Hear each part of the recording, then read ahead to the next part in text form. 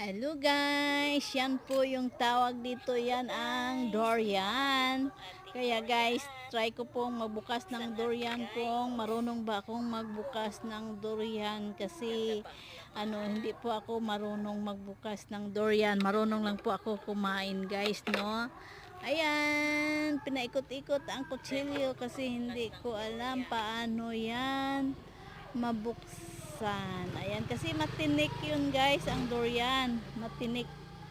Ayan, masakit po pag matinik ka dyan. Kaya ingat-ingat.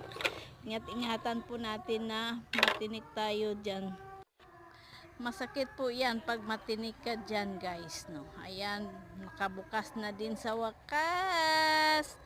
Ayan, ganun lang po pagbukas ng durian guys, pero ingat tayo kasi matinik na matinik talaga yan. Ayan na, malapit na makakain na rin